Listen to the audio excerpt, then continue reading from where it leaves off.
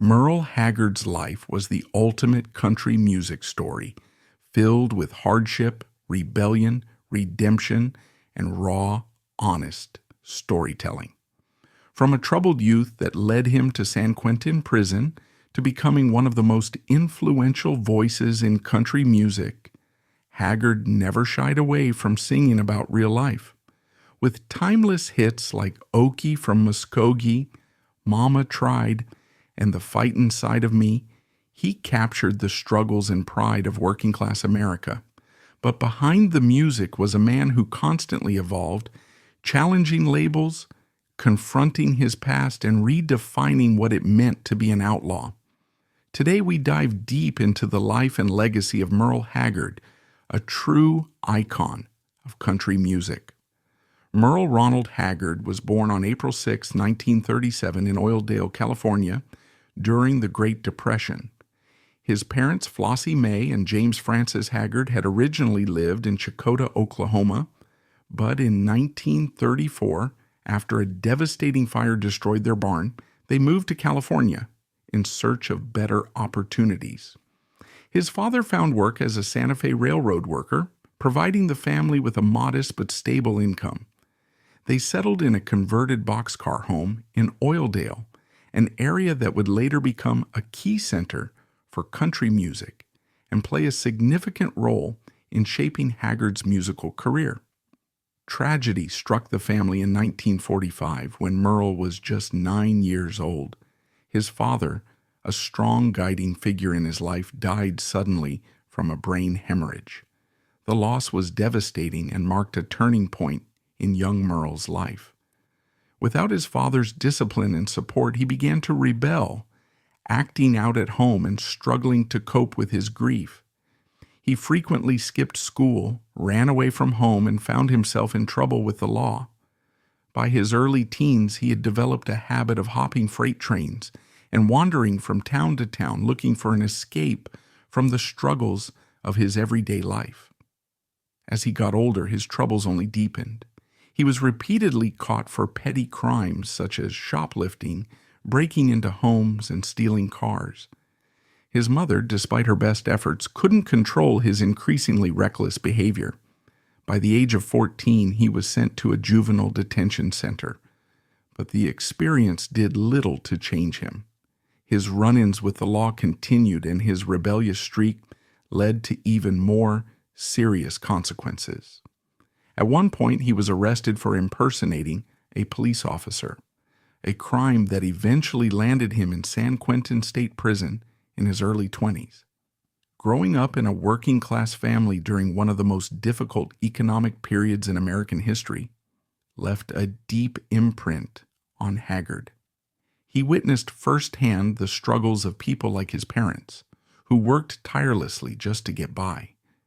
Migrant families like his, often referred to as Okies, faced harsh discrimination and were looked down upon in California. This experience shaped his worldview and would later influence the themes of his music. Merle Haggard's rise in country music was deeply shaped by his troubled past, his time in prison, and the growing influence of the Bakersfield sound. After being released from San Quentin State Prison in 1960, he initially took a job digging ditches for his brother's electrical contracting company, trying to build a stable life. However, his passion for music soon drew him back to performing in local bars and clubs. Around this time, the Bakersfield sound was emerging as a raw, energetic alternative to the polished Nashville sound. Inspired by honky-tonk, rockabilly, and western swing, this style featured sharp, twangy Telecaster guitars and minimal orchestration, emphasizing storytelling about real-life struggles. Unlike the smooth crooners of Nashville, Haggard's voice carried the weight of experience, raw, honest, and filled with emotion. Haggard's first break came with Tally Records, an independent label in Bakersfield. His first single, Singing My Heart Out, backed by Skid Row, failed to gain attention with only 200 copies pressed. In 1962, a turning point came when he attended a Wynn Stewart show in Las Vegas. There, he heard Stewart perform Sing a Sad Song and asked for permission to record it. When released in 1964, the single became a national hit, marking his entry into the music industry. The following year, he recorded My Friends Are Gonna Be Strangers, written by Liz Anderson, which became his first national top 10 hit. This success led to a contract with Capitol Records, opening the door to the next phase of his career. By 1967, Haggard was rapidly rising to fame. That year, he recorded I'm a Lonesome Fugitive, written by Liz Anderson and her husband Casey Anderson. The song's lyrics about a fugitive on the run unknowingly mirrored Haggard's own experiences, though the writers had no idea of his past when they gave him the song. It became his first #1 hit and set the stage for a series of chart-topping singles. His 1967 album, Branded Man, further cemented his reputation, featuring songs that spoke of redemption, regret, and the struggles of working-class Americans. His backing band, The Strangers, played a crucial role in shaping his sound, with Roy Nichols' sharp Telecaster guitar, Ralph Mooney's steel guitar, and Bonnie Owens' harmony vocals, creating a signature blend. Bonnie Owens was a key figure in his career. Having previously been married to Buck Owens, she was already a well-known performer on the Bakersfield Club scene. Although she had her own successful career, winning the Academy of Country Music's first ever Female Vocalist Award in 1965, she became best known for her harmonies on Haggard's records, adding depth to hits like Sing Me Back Home and Branded Man. Producer Ken Nelson played an important role in Haggard's artistic development. Unlike many producers at the time who tightly controlled their artists, Nelson gave Haggard complete creative freedom. Haggard later recalled that Nelson always called him Mr. Haggard, despite the fact that he was just a young, inexperienced musician at the time. This respect and trust allowed Haggard to develop his unique sound without interference. Between 1967 and 1969, Haggard dominated the charts with a string of #1 hits, including Mama Tried, a semi-autobiographical song about a rebellious youth who regrets causing pain to his mother. The Legend of Bonnie and Clyde, inspired by the infamous Outlaw couple, capitalized on America's fascination with anti-heroes. Hungry Eyes painted a vivid picture of poverty and struggle, reflecting Haggard's own childhood experiences. Sing Me Back Home, perhaps one of his most hauntingly beautiful songs, was inspired by his time in San Quentin, where he witnessed an inmate being led to execution. These songs were more than just country music. They were stories of hardship and resilience, told with honesty and emotion. By the end of the 1960s, Merle Haggard had established himself as one of the most influential figures in country music. His raw, honest storytelling resonated deeply with working-class Americans, and his music became a reflection of their struggles, values, and experiences. But it was in 1969 that he would release the song that would define him to the broader public, Okie from Muskogee. The song, which celebrated small-town patriotism and traditional American values, struck a chord with many listeners. At the height of the Vietnam War protests and the counterculture movement, Okie from Muskogee seemed to stand in direct opposition to the anti-war sentiment that was spreading across college campuses and major cities. The lyrics painted a picture of a place where people still respected the flag, didn't experiment with drugs, and stayed true to conservative ideals. The song was an instant success, reaching #1 on the country charts and remaining there for a month.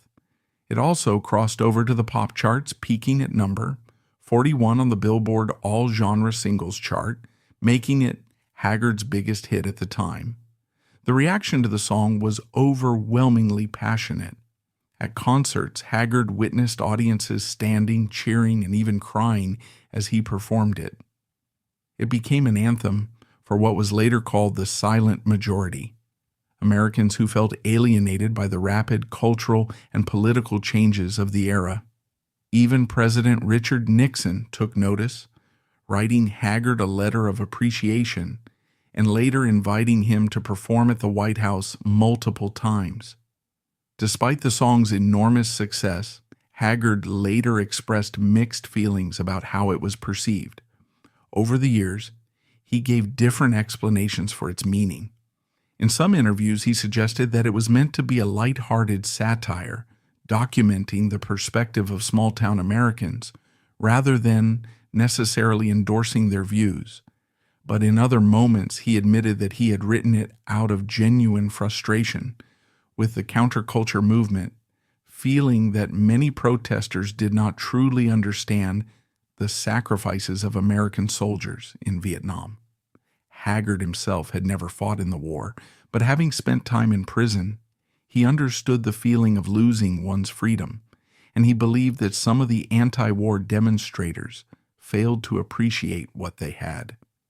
Following the success of Okie from Muskogee, Capitol Records was eager to capitalize on his image as a patriotic blue-collar voice. In 1970, they released the Fightin Side of Me, a song that carried an even stronger political message. Unlike Okie, which could be interpreted in different ways, the Fightin Side of Me made it clear where Haggard stood. He didn't mind people having different opinions, but if they didn't love America, they should leave. The song became another #1 hit and further cemented his reputation as a champion of conservative values. However, Haggard was more complex than the political image Capitol Records was shaping for him. Around this time, he wanted to release Irma Jackson, a song about an interracial romance between a white man and a black woman. His producer, Ken Nelson, discouraged him, saying that America wasn't ready for it yet. Haggard later admitted that releasing Irma Jackson after Okie from Muskogee might have confused his audience, and the song was shelved. Instead, Capitol pushed the Fightin Side of Me, reinforcing the image of Haggard as a right-wing country singer, a label he would struggle with for much of his career. Despite being embraced by conservatives, Haggard's music was also popular among college students and even members of the counterculture movement. Some listened to Okie from Muskogee, ironically, while others simply appreciated the raw authenticity of his music. Underground radio stations frequently played his songs, and folk singers like Arlo Guthrie and Phil Oakes even performed Okie in their own concerts. While this period of Haggard's career was defined by his political anthems, he was far from a one-dimensional artist. He continued to write deeply personal songs about working-class struggles, regret, and resilience. His Christmas hit, If We Make It Through December, 1973, was a song about unemployment and hardship, themes that resonated with many Americans facing economic struggles. The song became his biggest crossover hit, reaching #1. 28 on the Billboard Hot 100, a rare achievement for a country singer at the time. By the early 1970s, Haggard had secured his place as one of country music's biggest stars, with a growing catalog of #1 hits and gold albums. However, his relationship with the political world and with his own past was far more complicated than the public often realized. Over time, he would distance himself from the conservative image that Capitol Records had built around him. He would later say that he had different views in the 70s and had grown and changed as a person. His stance on issues like marijuana, for example, evolved significantly. By the 2000s, he openly admitted that he had been brainwashed into believing it was dangerous and became an advocate for its legalization. By the mid-1970s, Merle Haggard had firmly established himself as one of country music's most dominant figures, with 24 number-one hits since 1966 and an image as the voice of the working class. His songs had captured the patriotism, struggles, and contradictions of Middle America. But Haggard was never one to remain stagnant. His music continued to evolve, exploring new themes and musical styles that expanded his influence even further. In 1970, he paid tribute to one of his biggest influences with the album, A Tribute to the Best Damn Fiddle Player in the World, honoring Western swing legend Bob Wills. This album helped revive interest in Western swing, a genre that had begun to fade from the mainstream. By this point, Haggard was more than just a country singer, he was a cultural force. In 1972, he starred in his first television special, Let Me Tell You About a Song, a semi-autobiographical musical profile that was an early precursor to modern documentary-style storytelling in music. His 1973 hit, If We Make It Through December, further solidified his reputation as a champion of the working class. The song, which told the story of a man struggling to provide for his family during the holidays, struck a deep emotional chord with audiences. It was not only a one country hit, but also became his biggest crossover success, reaching number 1, 28 on the Billboard Hot 100, a rare feat for a country artist at the time. In 1974, Haggard was featured on the cover of Time magazine, a moment that symbolized his growing influence beyond the country music world. The same year, he wrote and performed the theme song for the television series Movin' On, which became another number one hit. Between 1973 and 1976, he and his band, The Strangers, continued their chart dominance, scoring 9 consecutive number one singles, including Someday We'll Look Back, Grandma Harp, Always Wanting You, and The Roots of My Raising. Despite his continued success, Haggard began to experience creative restlessness. In 1977, he left Capitol Records for MCA, a move that marked a shift in both his sound and the themes of his music. His albums from this period, such as Serving 190 Proof, 1979, and The Way I Am, 1980, explored more introspective themes of depression, alcoholism, and middle age. The shift reflected a more personal and vulnerable side of Haggard, a stark contrast to the political anthems that had defined much of his earlier career. Haggard's influence extended beyond music. In 1980, he made a successful venture into Hollywood, recording Barroom Buddies as a duet with Clint Eastwood for the film Bronco Billy. The song became yet another number one country hit, proving that Haggard could still dominate the charts as he entered a new decade. He also made guest appearances on television, including a 1976 episode of The Waltons, where he played a band leader struggling with grief after losing his son. In 1981, he published his autobiography, Sing Me Back Home, reflecting on his troubled past and his rise to fame. That same year, he recorded the theme song and narration for the film The Legend of the Lone Ranger. Although the film itself struggled at the box office, Haggard's involvement showed his growing crossover appeal beyond country music. By the early 1980s, Haggard's music continued to dominate the charts, with a string of top 10 hits between 1981 and 1985. These included My Favorite Memory, Going Where the Lonely Go, Someday When Things Are Good, and Natural High. He also recorded 2 major duets, Yesterday's Wine, 1982, with George Jones and Pancho and Lefty, 1983, with Willie Nelson, both of which became number one hit. His partnership with Nelson was particularly significant, as it helped introduce him to a new generation of country fans. However, behind the scenes, Haggard was battling personal demons. His third marriage to singer Leona Williams ended in 1983, and he spiraled into a period of alcohol and drug abuse. He later described this time as his male menopause, a period of self-doubt, reckless behavior, and inner conflict. At one point, he became heavily addicted to cocaine, but ultimately managed to quit. Despite these struggles, he continued to earn critical acclaim. In 1984, he won a Grammy Award for Best Male Country Vocal Performance for his remake of That's the Way Love Goes.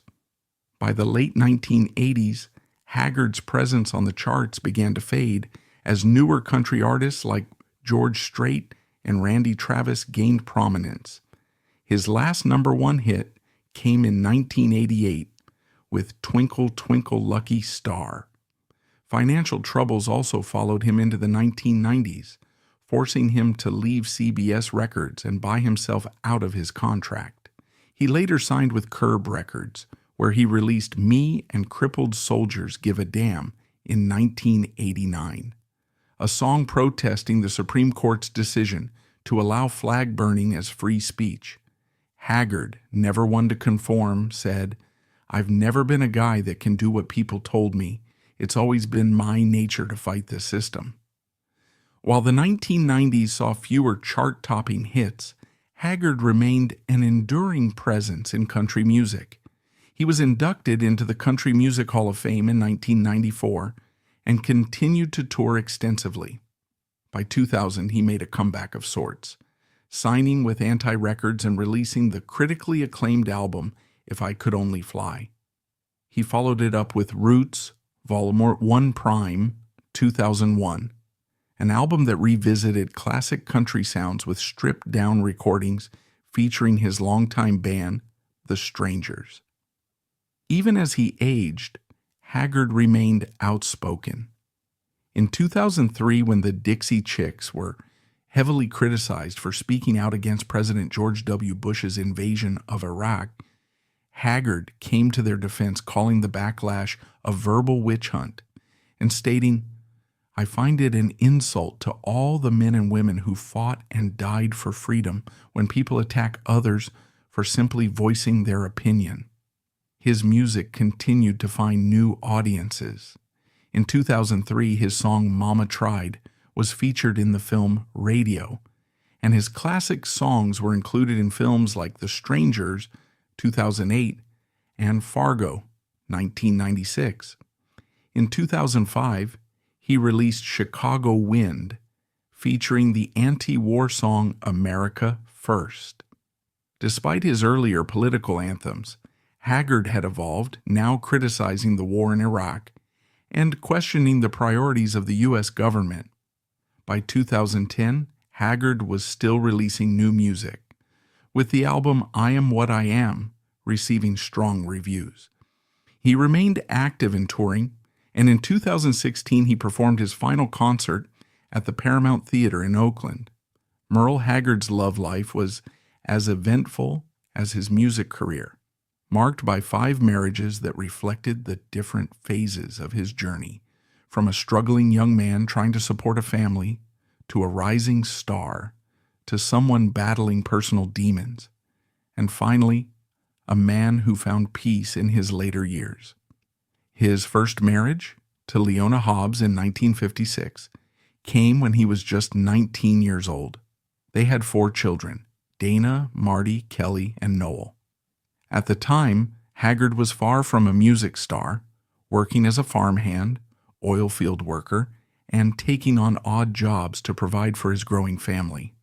However, his rebellious nature and frequent run-ins with the law put immense strain on their marriage.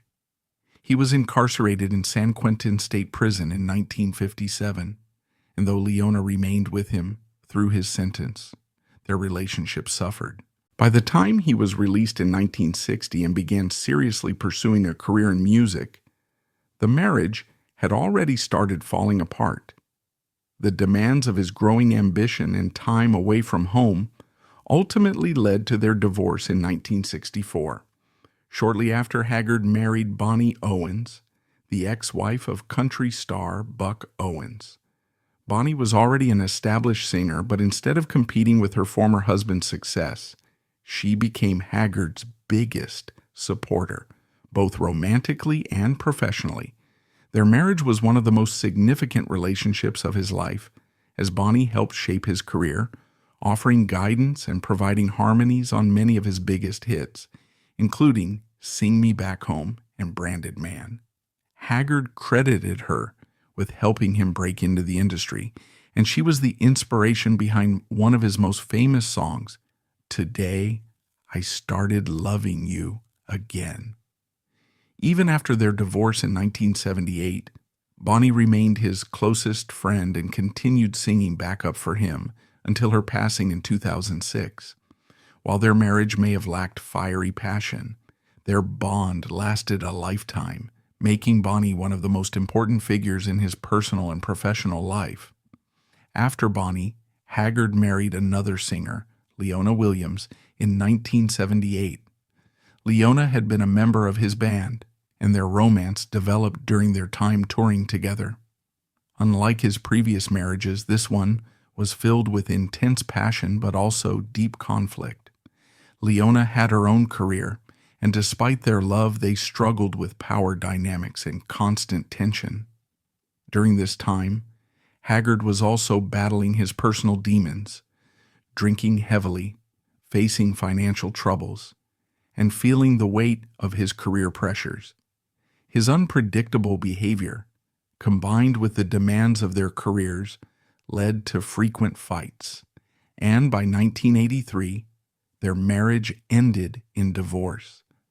It was one of the most chaotic periods of Haggard's life, and he later admitted that he wasn't in the right place emotionally to sustain the relationship. Following the breakup with Leona Williams, Haggard entered a period of deep self-reflection and instability.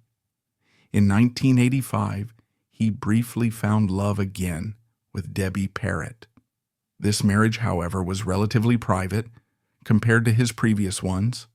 While the details remain less known, it was clear that Haggard was still struggling with personal issues, including alcoholism and declining chart success. Their marriage lasted 6 years, but by 1991 they had divorced, marking another difficult chapter in his personal life. After decades of failed relationships, wild living, and heartbreak, Haggard finally found lasting love with Teresa Ann Lane, whom he married in 1993. Teresa was more than 2 decades younger than him, but their bond was strong, and together they had 2 children, Janessa and Ben. Unlike his previous marriages, which had been filled with turmoil and instability, Teresa provided a sense of calm and support that Haggard had never fully experienced before. She stood by his side through his later years, helping him battle health issues and offering the stability that had long eluded him. Their marriage lasted over 2 decades, making it the longest and most stable relationship of his life. Beyond his marriages, Merle Haggard built strong and lasting friendships within the music industry, forming deep bonds with fellow artists who shared his passion for storytelling and authenticity. Among his closest friends were Willie Nelson and George Jones, 2 legends who, like Haggard, embodied the outlaw spirit of country music. With Willie, he recorded Pancho and Lefty in 1983, a duet that became one of his most memorable collaborations. The song, originally written by Townes Van Zandt, perfectly captured the themes of outlaws, regret, and redemption, themes that resonated deeply with both men.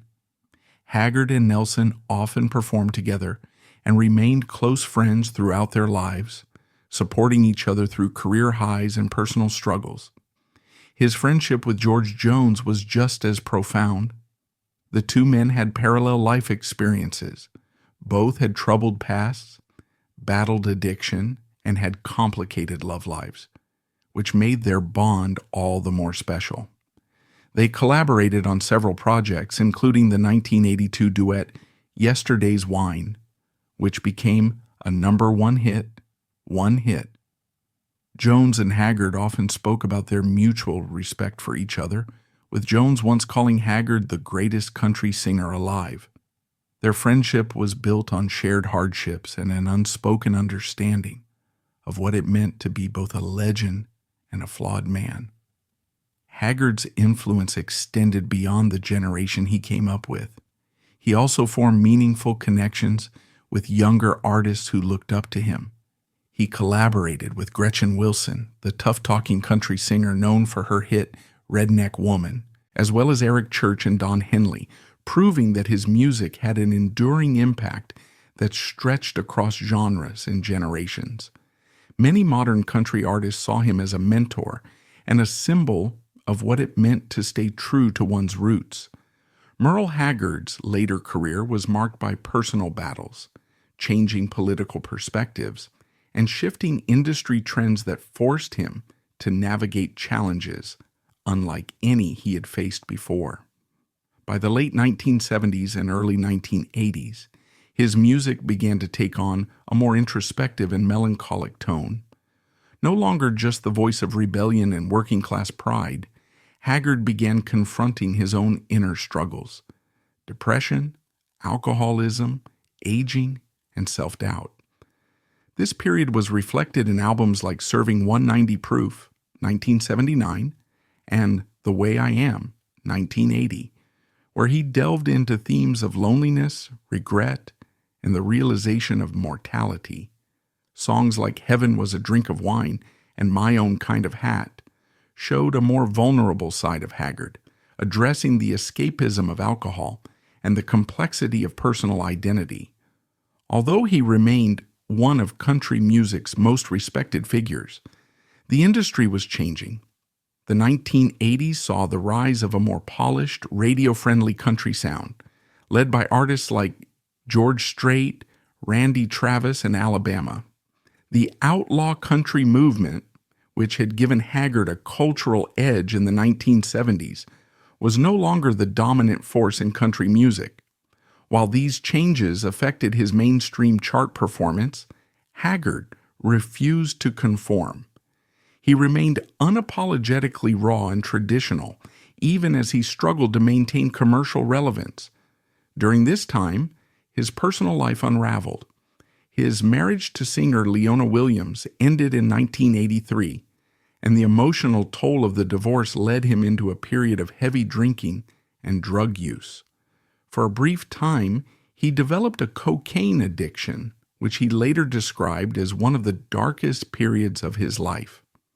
In interviews, he spoke about his midlife crisis, questioning his identity and the direction of his career. He felt lost, uncertain of where he belonged in a music industry that was evolving past the sound he had pioneered. Despite his personal and professional struggles, Haggard still had moments of triumph. In 1984, he won a Grammy Award for Best Male Country Vocal Performance for his remake of That's the Way Love Goes. This marked a career resurgence, proving that even as country radio moved toward a slicker sound, Haggard's talent and authenticity were still widely respected. However, his relationship with the industry remained complicated. He struggled with financial issues, and by the late 1980s, his presence on the charts had declined significantly. His last number one hit, Twinkle, Twinkle, Lucky Star, 1988, was bittersweet. It was a reminder that he was still capable of dominating the genre, but also a sign that his time as a chart-topping force was nearing its end. By the 1990s, Haggard faced some of his most difficult years. Financial troubles continued to plague him, partially due to bad business deals and shifting industry priorities. He had to buy out his contract with CBS Records and later signed with Curb Records, hoping for a fresh start. However, his attempt at a comeback was overshadowed by controversy. In 1989, he released Me and Crippled Soldiers' Give a Damn, a song protesting the Supreme Court's decision to protect flag burning under free speech. The song, which criticized the perceived disrespect toward veterans, was avoided by major labels due to its controversial nature. Haggard, true to his outlaw spirit, purchased his way out of his CBS contract to ensure the song was released. This moment reinforced his reputation as a defiant artist who refused to be controlled by the industry, even when it came at a financial cost. Haggard's later years also saw a surprising shift in his political views, leading to conflicted reactions from his audience. While songs like Okie from Muskogee and the Fightin Side of Me had cemented his conservative, patriotic image, his stance evolved over time, sometimes in ways that alienated parts of his fan base. In the early 2000s, he shocked many by speaking out against the Iraq War and the Bush administration's policies. His 2003 song, That's the News, directly criticized how the media covered the war, and his 2005 track, America First, condemned government neglect of the economy while prioritizing war efforts overseas. These songs were a stark departure from his earlier right-leaning anthems, proving that Haggard's political outlook was far more complex than many had assumed. His willingness to speak his mind didn't stop there. In 2003, when the Dixie Chicks were vilified for criticizing President George W. Bush, Haggard came to their defense. At a time when much of the country music industry had turned against them, he called the backlash a verbal witch hunt, saying it was deeply un-American to attack artists for expressing their views. This statement stunned many fans, especially those who had associated him with unwavering conservative values. But for Haggard, authenticity and independence mattered more than political alignment. He had always been a rebel, a man who resisted being boxed into any category, whether musically or politically. On the morning of April 6, 2016, the world lost one of country music's most legendary voices when Merle Haggard passed away on his 79th birthday at his home in Palo Cedro, Shasta County, California, due to complications from pneumonia. His death marked the end of an era, leaving behind a towering legacy of music, storytelling, and raw authenticity that had shaped the very fabric of American country music. In his final years, Haggard continued to tour and record, refusing to slow down despite his declining health. He had always been a fighter, having battled addiction, financial struggles, and personal demons throughout his life, and his determination never faded. Even in his later performances, his voice still carried the same depth of emotion that had made him a legend, proving that his connection with his audience remained as strong as ever. Haggard had been battling pneumonia for several months before his passing, and his condition worsened in early 2016. Those closest to him later revealed that he had predicted his own death, telling his family that he wouldn't make it past his 79th birthday.